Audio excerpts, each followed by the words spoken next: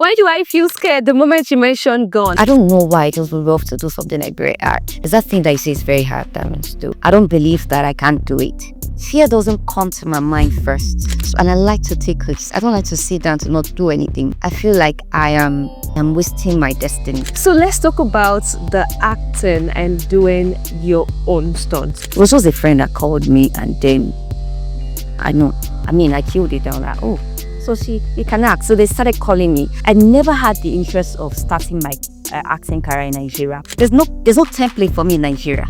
I feel like I want to do action film. Can't wait for when I will have my own lead role, but I can do so much. I'm so restrained to do something because I'm giving the little minute. But that little minute, I make it worth it.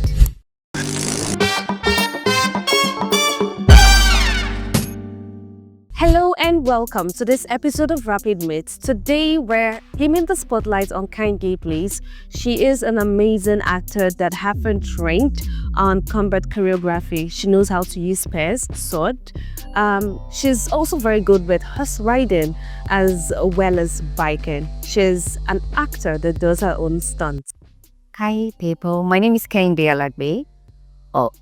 They also call me Kehinde Blaze. I'm an actor that can do my own stunts. Stunt training, sword, spear, biking, horse riding, rifle, gun, ninja.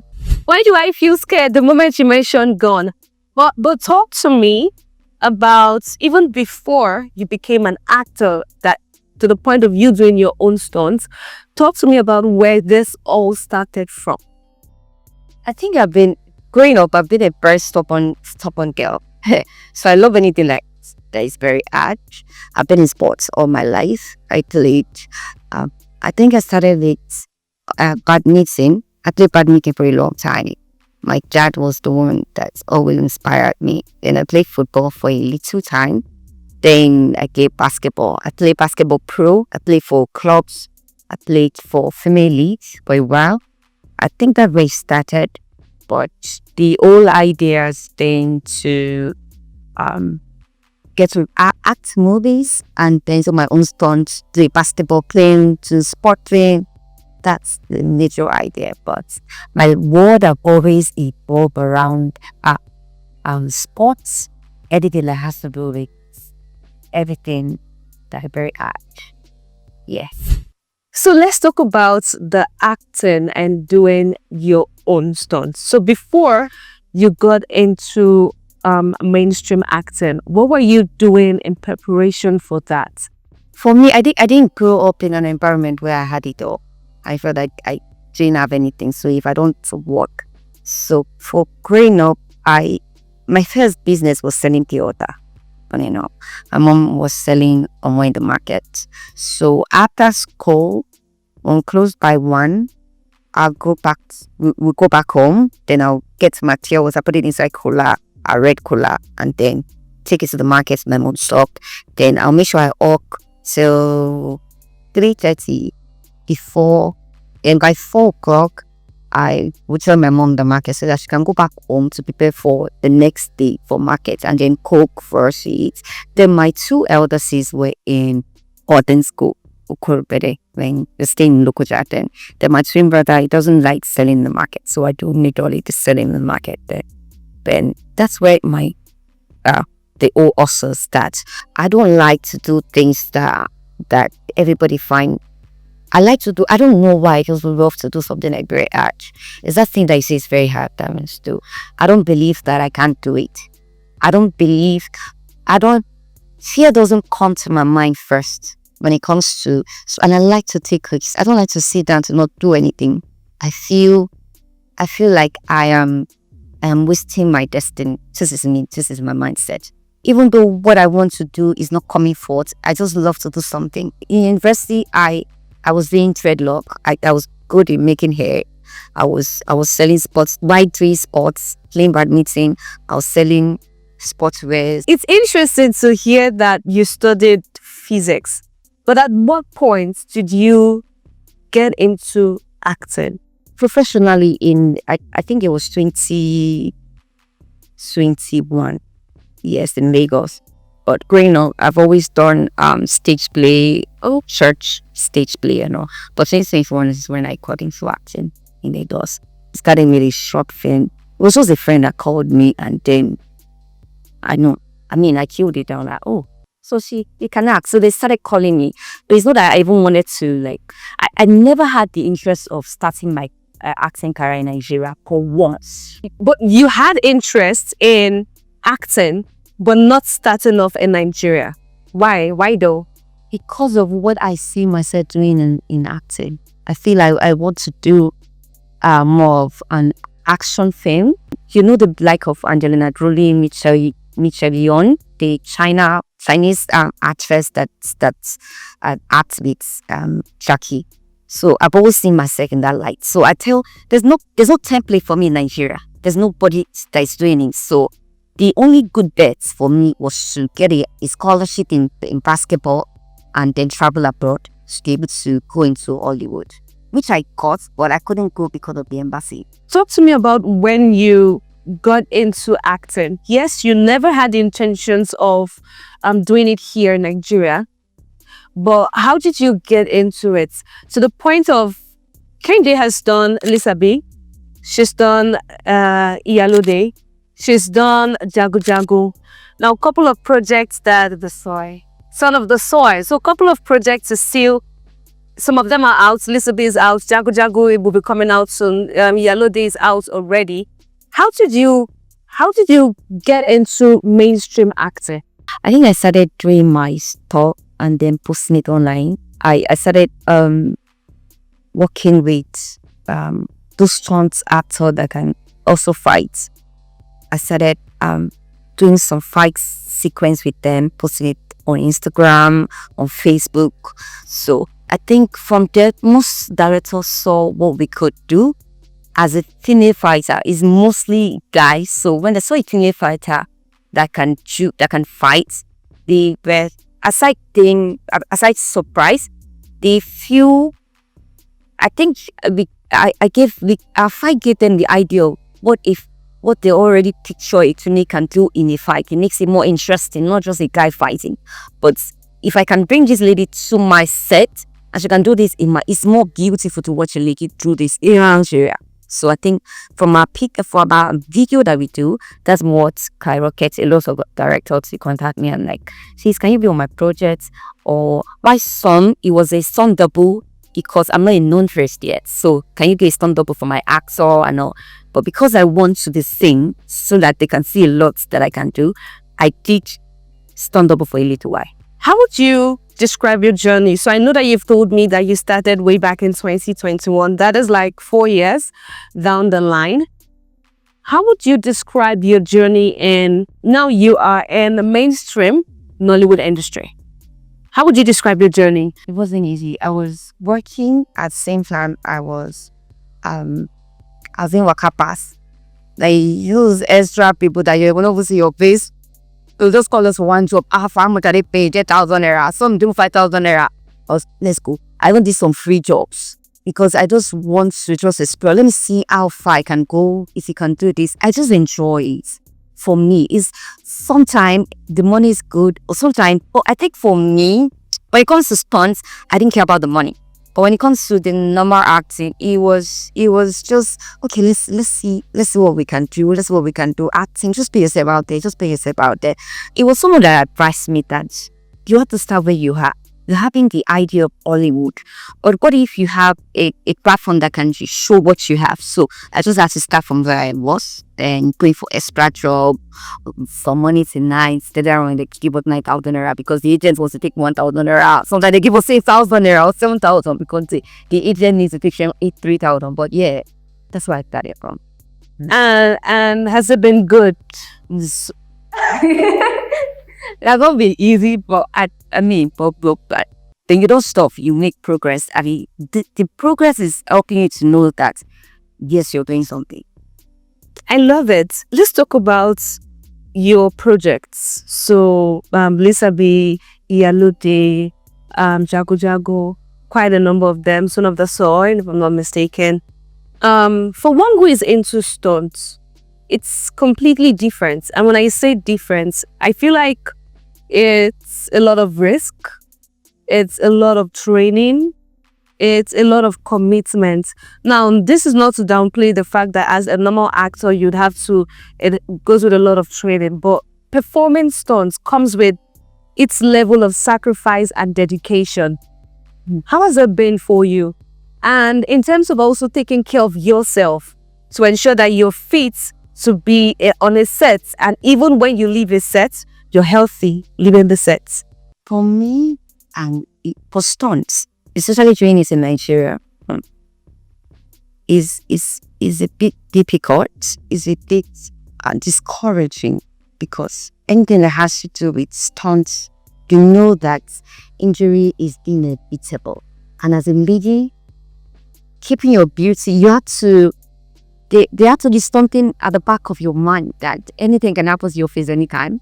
So it's a lot of, you have to really love it to really want to do it, because there's no insurance in Nigeria. So I've been on a set where, I was telling you earlier, I've been on a set where I went to do a double for someone, and then I twisted my ankle. I twisted my shoulder, and there was no medic on the set. So I had to take done with it, and we now wait to pharmacy to take care of myself. And then I went on that with the rest, I take care of myself. There are times where I was discouraged. The sunburn, especially shooting epic, the sunburn, your skin changed. If you check, my skin changed a lot of time.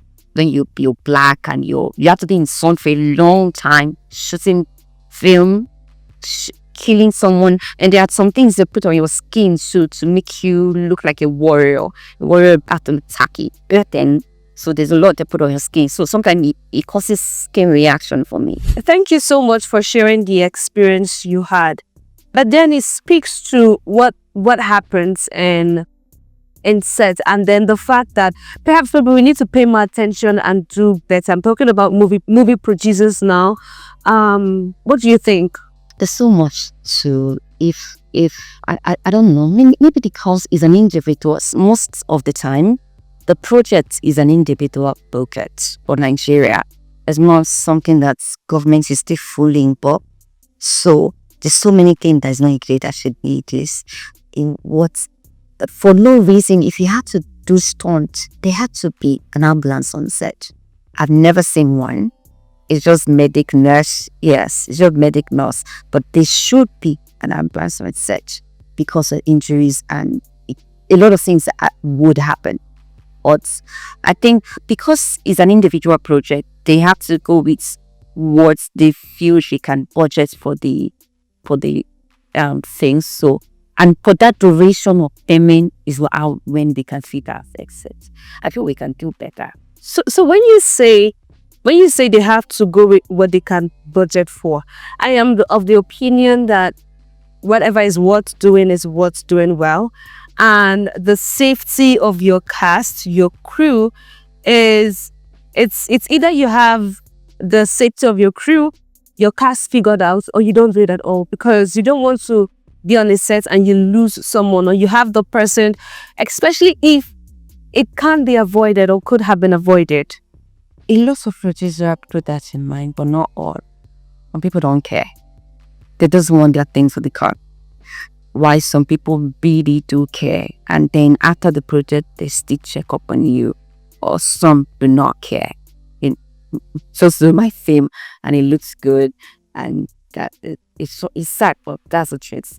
Talk to me about a lady, your experience as a lady who does her own stunts, because it's rare. It's really, really rare. But what has been the experience for you as a lady, an actor, and you do your own stunts?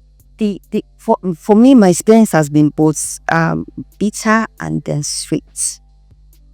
Bitter in the sense that I think for Africa, we've not still, if you're a lady in the midst of men, it takes a lot for men to succumb to fight the lady that's to fight the lady in the film, and then the lady actually beats the man. So let's talk about when you are even skilled. For me on sets, even while I'm skilled, it takes some men to really, even the men that can fight, it takes there's this ego for them to really want to succumb to, want to fight with the lady, and the first reaction you get, someone will get me. This small girl. That's what I get on set. But man, when they now say that you're quite good, this is just this same ego to want to, okay, this is what we choreograph. Let's do the fight. I will kill you, I'll beat you. You don't have choice. I mean, when I'm fighting you, I don't even care. Oh, let me kill you, and so like go. Or it's challenging for me. Now, for a woman who is into stunts, sometimes the men would see you as this girl that's, I mean, you can do what a man can do, literally, right? In terms of stunts. Sometimes it feels like maybe it might deter you, or maybe just make people avoid you, especially the opposite sex. How has it been for you? I'm so aware of what I carry, what I can do, what I read the scripture a lot, what God says about me. And then I have very couple of few people in my life. One of them is Apostle Joshua Sermon. He's standing like a father and a spiritual father in my life. So he loves what I do. He encouraged me with what I do. I have friends that are male, and they really know what I do, and they encourage me in what I do. It's interesting that you mentioned the pay is very poor. And for the nature of what you do, one would expect and quote that more attention would be given to what you do, especially with the risk involved. Talk to me about that. For a strong person, I think you should be paid double, because you're risking a lot. Your bone, your leg, your hand, anything can happen on the set. You're risking it for that job. So they should be paid times 2, or you're acting at the same time you're doing stunt. They be paid times 2 of it. But it's unfortunate that it's not like that. In short, sometimes I get it on set that some people say that global, I didn't mean you don't blow. I mean, you would have. I've been on set where I taught some people how to fight, and we did the same thing. Just that my fights, it was so much. There was a lot of responsibility for my fight because I was quite good. But I think they've been paid like times 10 of what they paid me, because they are in popular and I'm not yet popular. So let's come back to the movie industry. What were the extra thing that you had to do to interpret your role in the movies you've been part of? I'm talking about Lisa B. I'm talking about Yellow Day. I'm talking about Django, the one that is here to be out. What is it like for you when you want to get into that mindset, that space? I think I just get into it. For me, because life has been battle, so I'm always fighting. So I don't need to find it anyways here. Like it is my life. So there's always battle. It's just for me to change. So just as we wrap up this conversation today, Kehinde, talk to me about something that you are looking forward to, something that you are really wishing that you would do, especially in the movie industry. I think firstly for me, I'm looking forward to when I'll be keeping my own mid role. A really full action film that will have to do power biking, the one I have to ride a horse, the one I have to do my fights, and the lead role for me to fight a lot of people, own my craft, act in it fully, and then I can't wait to see that that they can see so much that I can do. So what should we expect with this year? Are there things in the works that you want to talk about, or it's all sealed up for now? A lot is sealed up, but I think I can't wait for some of the soil to come out. I can't wait for Jab to come out. But the most important thing that I can't wait for when I will have my own lead role, so that I can do so much. I'm so restrained to do some things because I'm giving just the little platform, the little minute, but that little minute, I make it worth it. Kehinde, it has been an absolutely amazing time having this conversation with you. Thank you so much. It's so lovely. My guest has been Kehinde Blaze, someone who is very unique, and it's been interesting having this conversation with her. My name is Esther Omelo, and until we meet again on another episode of Rapid Meets, bye for now.